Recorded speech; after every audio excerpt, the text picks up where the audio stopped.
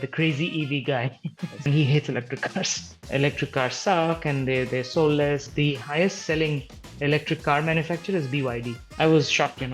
And next year, this conversation is going to be a very different one. Give me more details of like the magic you do. Full redoing of your vehicle's powertrain. And then when we got the car out on the roads, and people saw it, they were like, "Oh wow!" I was one of the only ones to have it because I was the first private buyer here in the Middle East. It sounds a bit like propaganda, but I truly believe in it. I think we would never be able to reach venture scale because a lot more players are going to come in, and it's all pain.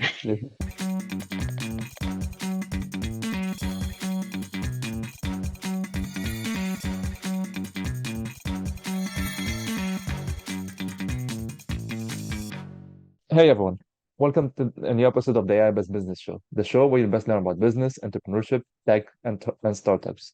Today I have with me a special guest, Salman Hussain. Uh, Salman, welcome to the show. Thank you, man. It's a pleasure to be here. Honestly, thank you for having me.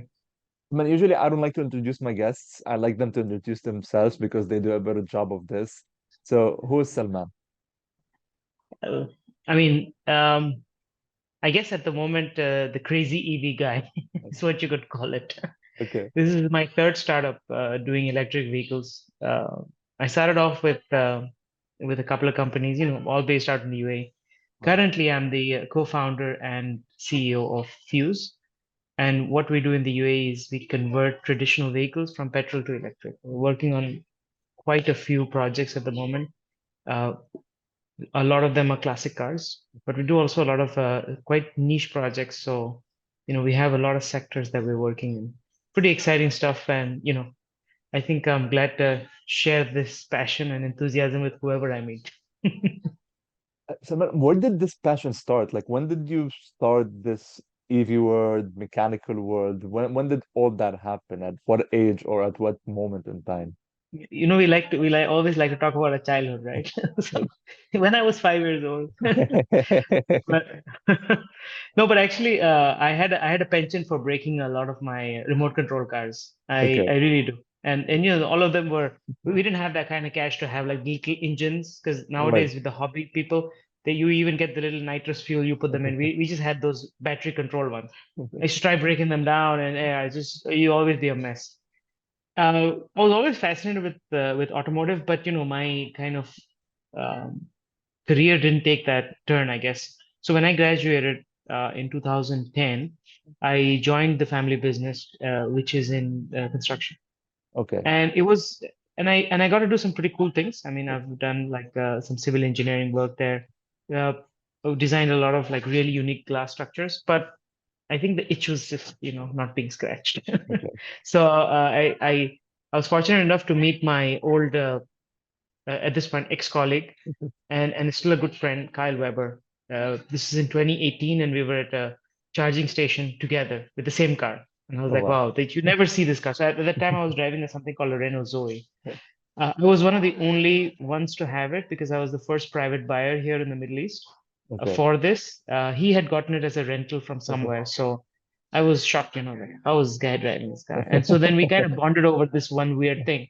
And he's like, "Oh yeah, I run a startup called EVERA." And I was like, "Oh, this is awesome." So, kind of one thing led to another, and then we started finding out a bit more about what the ecosystem is here and all the pain points. And then, we're like, all right, maybe this is a good idea. So about 2019 is when I joined this company. And throughout that time, I've done a lot of work trying to build passion for electric cars and build knowledge about electric cars. So really every single one of the companies that I've worked in, it's always been about pushing the agenda. Okay. And I know this sounds a bit like propaganda, but I truly believe in it. And I think that, electric vehicles, they have something pretty unique to offer. They may not be the solution for everybody, but I think Right. for a large majority of the population, they have a solution. Okay. You speak that you're running out of the UAE. You speak about the running or pushing the agenda, pushing kind of the propaganda of electric vehicles and EV. Why the UAE specifically? Why not Europe? Why not the US? What does the UAE provide on this end that's unique to the rest of MENA or to the rest of the world? I mean, it's a part, it's complicated to just say that the UAE is like, the place to be. There are a lot of places, in fact, in the Middle East that offer very fertile ground for this kind of stuff. But I'll say UAE also because I've grown up here and I've seen what people like and what Okay. people know. So if I were to ever bring a solution, I would know this country the best to Okay. bring about a solution. And I think that the time is right for at least the kind of electric vehicles we're looking at to really bring them in. And the Okay. UAE, with its higher purchasing power parity, with the affinity for technology, they love new technology over here. And I think that electric vehicles pose that kind of blend of modern vehicle and what the next generation of a vehicle can be. And so I think that's what makes it UAE like a crucible for this region to really have like the lead on electric cars. And they do actually have the lead on electric cars in the region. Uh, how have you seen the shift from 10 years ago up until today in the UAE in the mindset and across sustainable vehicles and EV? I mean, Ahmad, that's a now you're taking us back in time. And actually it's a very interesting time because in 2013, it's 2023 now, um, there was no electric vehicles here, although they were in Europe. So you'd have Right. had the Nissan Leaf, the Yeah. first gen models that would come in the 100-kilometer range ones. We wouldn't have had them here. And the people, there were some diehard people that actually imported Teslas from the US Wow. and they used to drive them in the UAE. And anytime that something broke down, they would call what was called at the time a Tesla Ranger, fly the guy in, had them look at all the cars with like broken handles or broken something or the other. He would fix all the cars in one go, and then they'll fly him back. And that was like, if you had to be hardcore, that was one way to be like super hardcore about this new tech. Wow, So that's I really salute those interesting. guys. Yeah, yeah. There's a couple of guys I know, Ajlan Saeed and a couple others who did this. It's pretty interesting stuff. This is way before Tesla launched officially. I think somewhere in 2017, 2018, Elon Musk Right. had come down and they mentioned that, they're getting the Model S and the Yeah. Model X down. So things have changed a lot, as you can tell. Yeah. But I think Tesla really changed it. I think coming up here in 2017, they changed the game when it came to um, basically making EVs mainstream in the UA market. And that's kind of one of the reasons why all the other brands sort of followed suit and then brought in their models. Now we have, 10, 15 models in the country and more are coming in.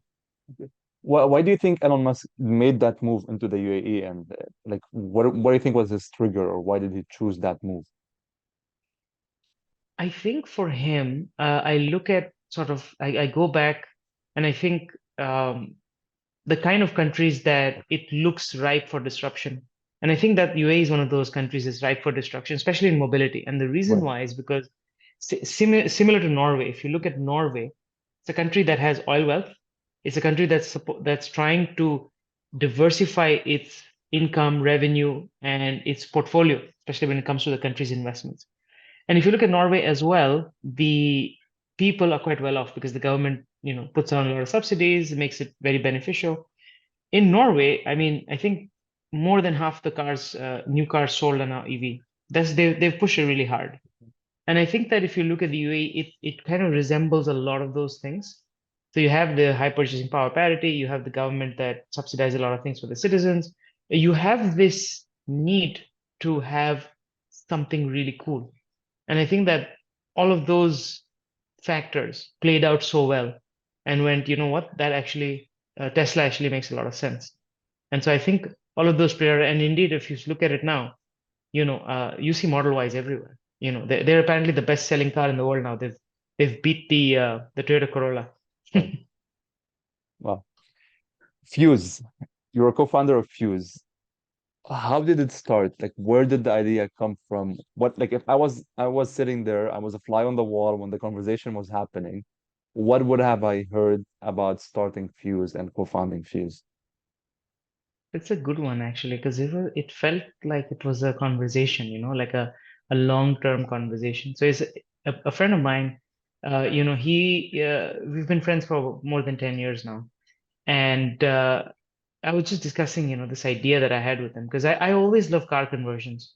I could never do one though, because I was looking at these guys starting out in the US. They're called EV West, and Michael Bream, he's like the grandfather of all electric conversion. So he was doing some really cool stuff with Beatles and some of the others. And I always wanted to kind of have a conversion, but something unique, for the local tastes and the local environment because it's quite hot. Um, and so I've been having this conversation with him, and I said, you know what, we need to try this. And I at some point I clicked with him as well, and he said, "Oh, this is really cool." And he was doing quite well for himself as well, head of IT. And so I think that those skill sets kind of just merged and went, all right, this is pretty cool. But the thing that I didn't tell him was that I had taken a loan at that time to actually buy the components. I bought the car. I drove the car. It was petrol back then. I drove the car. I showed it to him and I picked him up in it. And he was like, "What?" And I was like, "Yeah, this is happening." And so that kind of hobby and that kind of, started off this just a crazy hobby project. We actually had a garage that did a lot of the mechanical work. We did all the electrical side. Okay. And then when we got the car out on the roads and, people saw it, they were like, oh wow, their minds changed. A lot of people never heard that something like this could be done. And then, you fast forward now to almost a year out from those conversations. We're doing several projects now. We're doing not just like classic car projects, but we're doing commercial projects. We're doing all sorts of like other niche sectors as well. So it's really grown from there. But it really started off with this just one crazy idea that something needed to be done. That's a dangerous hobby, taking out a loan to fix that car and going in and like. But do you think it will pay off in the future, or has it paid off already? I think it's already paid off Yeah. because the investment we put in, I think we got about 10 times that in revenue. Okay. So apart from the financials of Yeah. the business themselves, we're still starting out. We're still finding our footing. Um, yeah, I mean the reception that we've got, the kind of projects we're doing. I mean, it's already speaking quite well.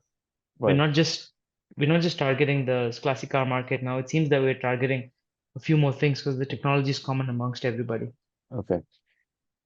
I want to dig deep into what Fuse and different projects you're doing and how you do it and all. But I want to ask this: do you think Fuse could become a venture scale company or a venture scale startup? It's a good question. I've thought about it myself.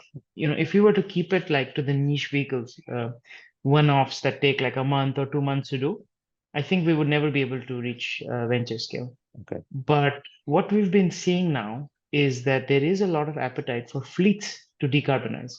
The people like Aramex or logistics players that are looking to essentially swap over their entire inventory to EV, but it doesn't make financial sense if they do it. Because in the UAE, if you were to buy an electric van, it costs almost 40, sometimes even 60% more. Right. And so there's no cost benefit. There's no your total cost of ownership never works out. You will always be net negative. You only do it for CSR. And so what I thought was, if we can offer these guys a way to bring down that cost of electrification and actually show them that, as a fleet, you will actually save money over even driving petrol. Now that's something amazing. So that's what we've been targeting now. And I believe that we might just have the magic number that can bring that TCO down, the total cost of ownership, as well as the fleet managers call it. And so that I feel like that we just begun our first prototypes for those. And once we scale up to doing more and more kits, I believe we'll be there. Okay. Is your goal to be venture scale, or do you want to build a business that's what they call a lifestyle business that's sustainable, that you could grow to a certain level and live well off that? Or is their goal to go venture scale and be the next Tesla? I think we have definitely venture scale Okay. ambitions, but they will maybe not happen as soon as we are thinking, and we're not actively building on it at the moment. Okay. However, we want to put that down in the next 6 months, in the next 12 months. We're putting down the resources and things that need to be done, including starting a research and development division specifically for certain things so that we can move more of this into like a mass solution, a mobility as a service solution. Okay. Fuse. The car comes in. Take me through the process of how do I find you up until I get my car that's electrified now. Usually we're there quite in most of the events. So you'd find one of the vehicles there, if it's Mobility Live or, one of the car events. But we've also been pushing a lot of SEM lately. So usually you find us, through one of the digital means or physical means. You say, okay, I'm looking at this car or I have this car. We can work with both, and I'm looking to electrify it. And we go, yeah, sure, okay, definitely can do that. We take it in when we make an initial assessment, when we see if it actually can be electrified and what it takes to do that.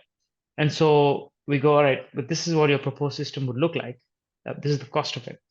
And if we come to an agreement, essentially, the customer pays us in advance, we take the car in, and then what we do is we take out the powertrain. So that's your engine, your fuel tank, sometimes, even the axle and gearbox if a lot of work is needed. Okay. And then we 3D scan the entire vehicle as is. We then recreate a system for batteries, motors, all of these things on digitally, fabricate it, test it out, Yeah. and then actually fit it and see how it operates. No. Once it's done the initial testing, then we final fabricate it, install it, and then run it, test it, and then obviously the handover to the client happens. So that's kind of the process. What's the hardest part in there? What's the hardest component, or where do you face most of your issues usually? Oh man, it's all pain. Yes, this is the life of the entrepreneur. It is, it is. I think the electrical wiring gives us a lot of issue. Yeah, Right, there's a lot. I mean, if you look at our harnesses, it's crazy. We have like 30, 40 wires going everywhere.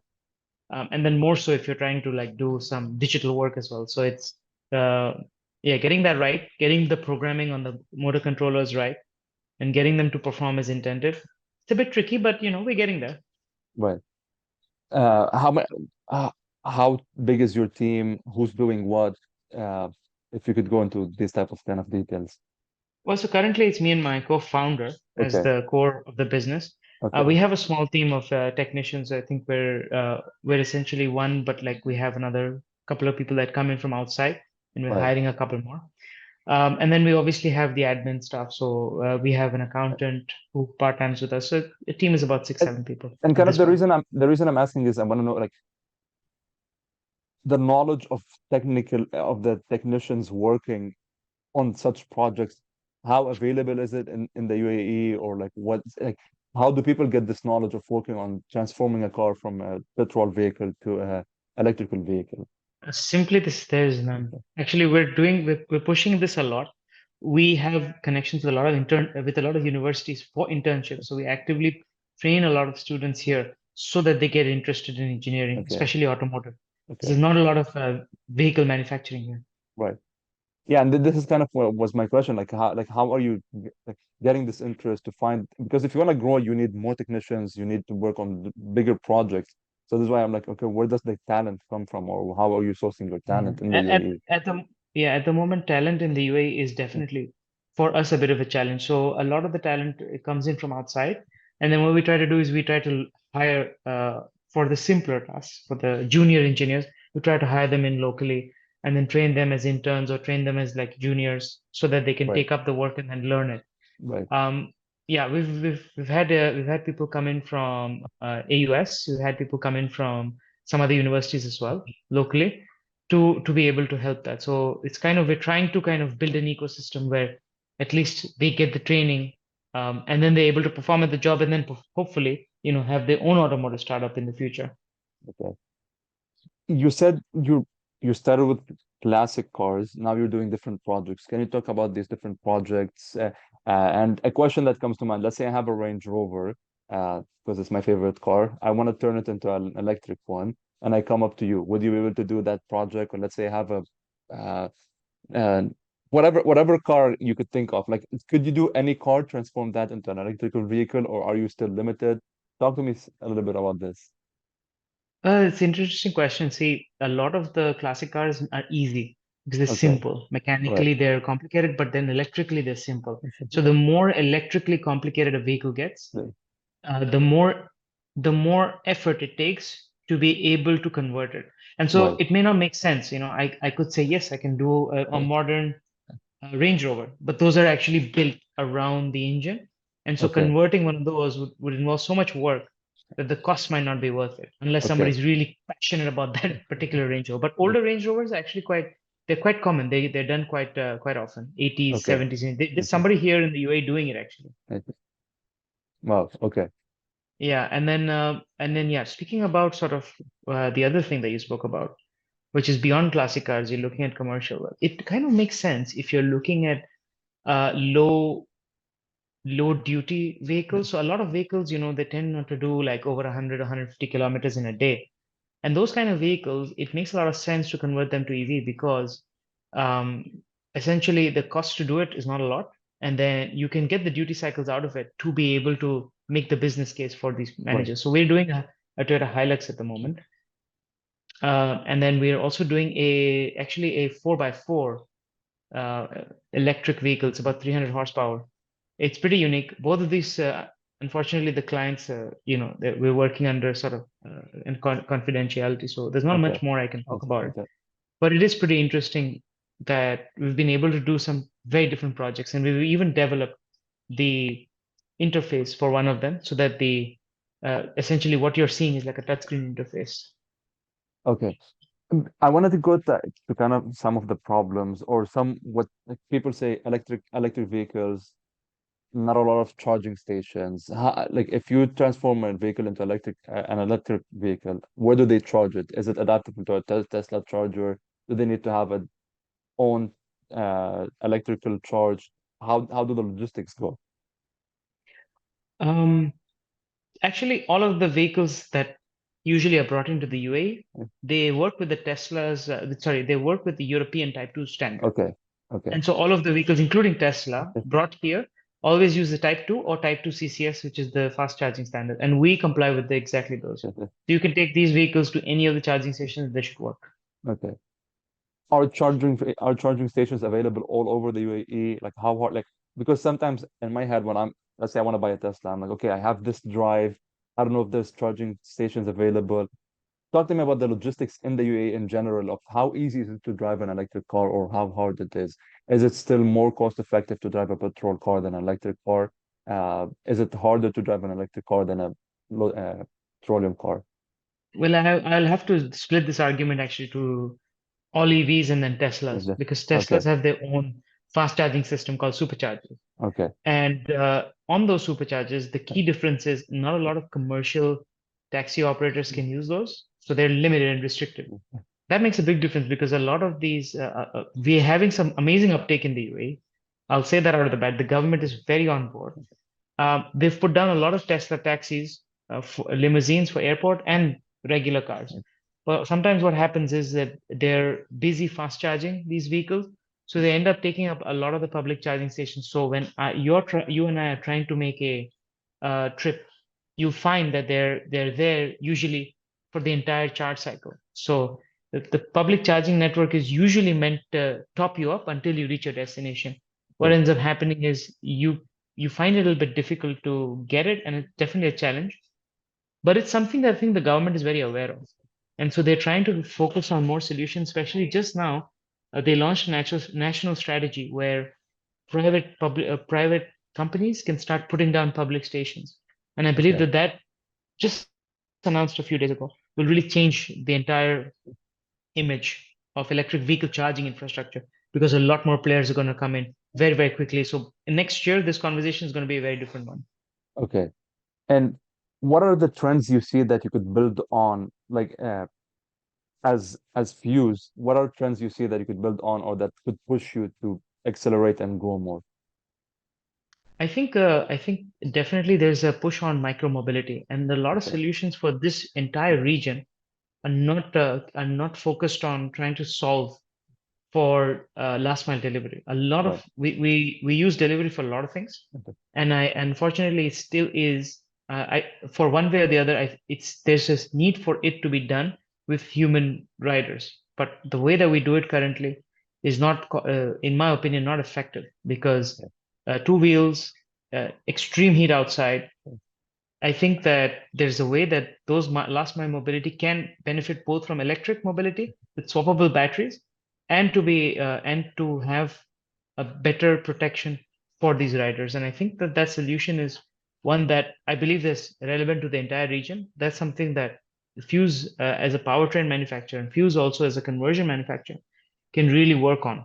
But there's a whole bunch of solutions out there, from all the way from construction. We've been asked to do tractor conversions. We've been asked to do commercial conversion. Wow. So people really have a wide breadth and scope. So there are a lot of solutions. It all really depends on which ones we want to excel in, which ones we want to target. Okay. You spoke about batteries uh, in there, and this is a question that always comes up. Are these batteries recyclable? Uh, what's the environmental impact of these batteries once the life of them is over? I'm going to be honest with you, batteries are a tricky subject. Okay. They are a lot of them, they're mined using minerals which have a carbon footprint. In fact, for an electric vehicle, the carbon footprint can be as much as about 60 or 70% of the vehicle's total footprint. Oh, wow. When you look at batteries, there is a carbon cost to them, and about 60 or 70% of the entire footprint, carbon footprint of a car, electric car, can be the battery. Okay. But there are people working on this. So there are two aspects of it. One is, of course, as we know, the mining. This is something that a lot of people are working on with new chemistries, and also trying to remove trouble minerals like cobalt. Tesla's Right. already done a bunch of that. But then when you talk about the actual longevity of the battery, so batteries are good for somewhere in the region of 3 to 5,000 cycles, which means you charge it up and then you discharge it once. You drive about 100 kilometers, 200, 300, depending on the range of the car, and then you basically exhaust one cycle of the car's battery. So what you end up doing is you have a car battery that's good for about 300 to 500,000 kilometers. Yeah. However, that doesn't mean that at the end of that, the battery is going to be discarded, Right. because that only means that the vehicle can no longer hold the charge of that exact range. It's Okay. probably able to do about 70% or 60% of the original range. It's no longer good for an electric vehicle. However, these actually come down to grid storage. So a lot of the grid storage that happens now is used Tesla batteries or used electric vehicle batteries that go into then long-term slow storage, where essentially you don't need a lot of peak loads like in electric vehicles. So they are Okay. used there. And it's only after the second life is over and the batteries are truly, degraded, that's when then you're talking about the end of life. And the end of life Right. has to do with recycling. And there are a lot of plants coming up now that they're able to recycle the battery up to 90%. So basically take back all the minerals and then remake a new battery. Right. But almost none of them are Yeah. discarded, Okay. discarded as in piled in the trash. So Okay. we're not there. We don't have that problem yet. Okay. So there's always a solution. You could use it a second time as the grid storage, and then you could recycle on the further term. Absolutely, yeah. The capacity has been ramping up in Europe because of these concerns. Okay. Exactly this way as well. Okay. Going back to Fuse, and you spoke about the range of how much you could drive the car at 200, 300 kilometers. When you're changing the car into electrified, what specs are you giving the car? How far could it drive it? Give me more details of like the magic you do when you take a car and transform it. It really only depends on what the customer says. So the Okay. customer is king. If he says I want something really crazy, we have to deliver that. So when one of our customers came in and he said, you know what, I want this car to be, able to do highway driving, and then we calculated for him uh, what he required. He did actually require a lot of range, Right. but what he required was a lot of power. He Okay. needed that instant power and to be able to drive conveniently on the highway. Okay. So for him specifically, we used a dual motor system, not in the way that we think of like a Tesla. We've actually put in two motors next to each other, Wow. and then we double the torque and the power on those motors. So to be able to give it that go when it needs, but the battery system is small, so we've kept the voltage low of the system. It doesn't require it to fast charge. It doesn't require it to be a high voltage 400-volt system. We kept the voltage low, but we've kept and therefore the battery low, but we've kept the power high. So these are the Okay. kind of solutions that sometimes we have to come up with.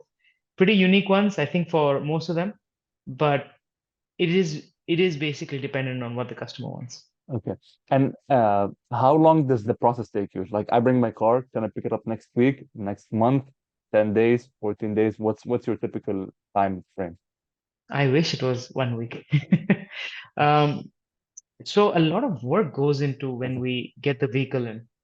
The scanning itself takes 2, 3 days to get Right. correctly. The designing can take another couple of weeks, and so really it's consider it a full redoing of your vehicle's powertrain, Okay. and that can't and unfortunately those don't come fast. So our longer term projects can be over 6 months. Wow.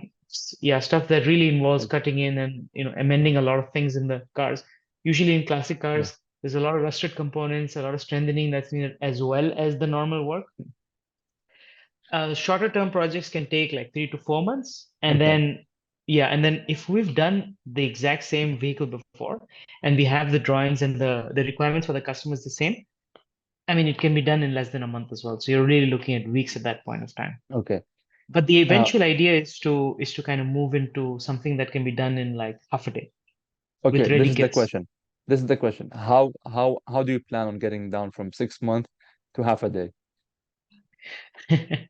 So if you look at, for example, a certain type of vehicle that's popular with people, and it could be a classic car, it could be, a commercial van or anything like that. As long as we have the designs done for a certain model year, so like let's say Gen 5 of Toyota Hiace van, Uh, and as long as we've made one kit for the exact same thing and we know the process and we know exactly all the step by step what needs to be made, what needs to be, and then the other thing is that the order is for multiple vehicles. So like Right. it's for 10 or Right. 50 or 70. We can essentially send all of them out, and then when the vehicle comes in, it's just a matter of taking out the engine, draining the oils, the entire system, and then swapping it for the new one. And that should be able to take you, about half a day per Okay. vehicle to do. Okay. Wow. So it's just about training your system and having the design. So once you have the design, switching the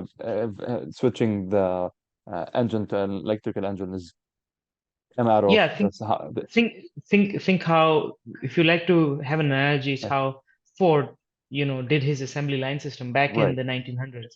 right. So he, instead of custom building each vehicle, you'd have essentially parts being pre-done, and then you just assemble them, and then you put Okay, them out much, much quicker. And that's okay, kind of the system that we're looking at as well. right. But to do that, you have to make sure you have the demand behind it to be able to manufacture the engines ahead of time to just switch them, right? Absolutely, yeah. At the Yeah. moment, we're kind of Yeah. working on an order-only Okay. basis. So That's if okay. somebody comes in with an order, we're able to satisfy it. Okay. What I don't know if you could speak a lot about that, but what's the financial return? Like, is it a profitable business? How profitable is it? And how more profitable could it be? Well, it is a profitable business because Mm. we're bootstrapped. So there's no Right. venture capital or any investment that's coming outside. Yeah, we've been running pretty much bootstrapped, so Okay. it is definitely profitable. I believe we make about approximately gross margin of 50% on the Wow. vehicle's components. Okay. Yeah, something like that. And then the idea is to, as you do more volume, Right. you'll be able to charge even lesser, so make it more competitive. But this Okay. is, really for the later stages of the business where Right. you're trying to compete and you're trying to compete with new electric vehicles that are Mm. coming in because they're going to, of course, get cheaper day by day. So we're always Okay. looking for new technologies, ways of optimizing, Okay. and yeah, making it a better financial solution. Okay. What would it cost for me to change to electrify, get a car, my classic car, and electrify it? If you would like 30,000, and speaking dollars here, $30,000, $40,000, like what would an approximate cost be? Just to get an idea. So when you look at the Mm. US, the Mm. standard pricing pretty much is around 40 to 45,000 US dollars Okay, for a conversion similar to a Beetle, which is okay, that, yeah, the old school type. What we do is we offer it for a little bit less, so essentially making it a little bit cheaper to do the okay, exact same conversion. But we also do lower end conversions for cars that really don't need that much power. So we don't actually right, start at 40. We start more at like 25 to 30,000 okay. dollar range for cars with much lesser power requirements. Our And how, standard seems to be around. Sorry, go no, on. no, go ahead, go ahead. I'm sorry, go ahead. No, no. So our kind of standard starts from around the 60, 70 Right, horsepower, where they're really, really small British roadsters that don't need a lot of power. then go up to the Beetle size of 100, 120, 130, 150 horsepower. And then, beyond 200 horsepower, you're really looking at Tesla systems, which Okay. then cost, actually almost an order of magnitude more. Okay. And how many cars are you working on at the same time? Is it one by one? Could you work on two, three cars at the same time, or are you just doing one by one car? We're generally doing about two or three projects at the same time. Okay. Currently, we have actually a bit of a backlog. Okay. We have about 7 to 8 projects right now in the shop. Oh wow. Okay. Yeah, so, some are actually they're just in the testing phase and about to get out. Right. A couple more are actually just actively being worked on now. Okay. No, it's a fascinating business, and I'm asking these detailed questions because I'm really trying to understand how does like what's the business and how like the small technical parts of it, especially the idea of getting it down from like 4 or 5 months to half a day. It's just fascinating if you're able to do 100 cars a day or how many cars a day and really scale up, and that like and especially turning cars from I don't have to go buy a new car. I could just turn my car into an electric car. That's just magnificent and wow for me in my head. Uh, Going back into the bigger picture, who's winning the electrical race today? Tesla, we have different companies, and I know you're deep into the market and you know different components out there. Who do you think is the winner in terms of electrical vehicles? Well, if I had to give you the easy answer, it would be Tesla, but Okay. actually, it's a bit more complicated than that Mhm. because the highest selling electric car manufacturer is BYD, Okay. which Well, Al-Futtaim, yeah, which Al-Futtaim actually here in the UAE just got the dealership for about 2 months ago. They're wow. going quite, yeah, they're going quite deep Yeah. into Yeah. the electric vehicle brands, rather, would you call it like all the models that do extremely well in China, they're bringing them in. But if you had to go with a total ecosystem win, I would say, yeah, Tesla. Okay. Because with Tesla, you not only get their supercharger network, they just got America to adapt their NACS charging standard as well. Well, And so, in terms of pure adoption of electric vehicles for the entire world, pushing the whole conversation forward and having that charging standard being implemented by every single manufacturer, I think Tesla would be the one okay. that's currently leading. In the region, what what are the problems that we need to overcome to get to where we want to get in terms of electrical vehicles and sustainable vehicles? What are the problems you see, or the issues we still have, whether it's in the VC funding, whether it's in government rules and regulations that we need to add to take our where we are now to another level? That's a that's a broad question. Um, but I'm trying to kind of think about all the points you mentioned. Actually, it's a little bit of everything. But to be honest, the government has been rather supportive lately Okay, of electric vehicle charging, especially. So I'm not going to go and say, there's more that can be done there. I certainly do think that regulation will help, especially for EV conversions and for certain other type of EV businesses to flourish. We need EV repair shops, we need EV conversion businesses. And I think regulations targeting those will really, really help. Um, but I think the government is sort of pushing it in the right way. If they can, if they have been faltering on the infrastructure point of view, but as I mentioned to you a couple of days ago, they have this electric vehicle infrastructure policy. So I believe that they're handling that as well right now, and that's really good to see. But when you look at the simplest of things, if you look at the average car enthusiast in the UK, in the UAE, he's a petrol head and he hates electric cars. And the journalists that then are the influencing, talking about these to the young ones, to the Gen Z right now, are talking about petrol cars, and they're talking about how electric cars suck and they're soulless and all these things. And honestly, it's a matter of perspective. If you believe that something has a soul because of an engine, you think that, yeah, that's you know that's going to be an engine. And a lot of people back in the 1900s felt that way about horses, and we right. moved to regular petrol cars. And so I think that's just a mindset change that needs to happen. The mindset change is a big part of it, and I think once the kids start seeing it and once they start becoming consumers of purchases of vehicles themselves, I think they'll make the switch. So I So think, do yeah, you think in 5, 10 years we'll come to the day where everyone's driving an electric car? I certainly don't think so, and I hope not, to be honest with you. Not because I hate, not because I don't want to see them flourish, but rather because the solutions that we need to address the real problems. Why are we doing this? We Right. have pollution in our cities, and we have the problem of climate change. So that's the reason why electric cars make sense. Okay. But they're only part of the solution. If you actually start implementing electric vehicles for heavy duty trucks, for a lot of reasons, these don't make sense right now. A lot of pickup trucks, for example, in the US that are electric, are having trouble with range. Right. So what's the best answer for those? Maybe hydrogen is the answer for those. Maybe having a kind of hydrogen EV hybrid might be the best things for those. So there's multiple solutions out there, and I think that the future, if it's basically um, if it's using multiple fuels, that would probably be the best way. And there's certainly space for gasoline and diesel in there as well, Mhm. but it Okay. probably won't be, a majority anymore. Right. So the solution, and I love this answer because a lot of people, when they speak about pollution, they just think electrical cars are the only solution we have, forgetting about all other different types of the ecosystem that's causing the pollution, and they focus just on one small component. One question about you mentioned hydrogen cars. We've seen before the company Nikola trying to do hydrogen cars, which ended up being a fraud and shutting down and all that. Where are we in the phase of hydrogen cars? If you have any idea, like what's happening on that front? It's actually a lot happening on the Okay. hydrogen front. See, Okay. hydrogen as a technology is just it's fuel cells that Right. basically that use hydrogen and oxygen to then uh, form energy. So Right. hydrogen fuel cell cars are different from hydrogen combustion cars, but hydrogen fuel cell cars is what we talk about.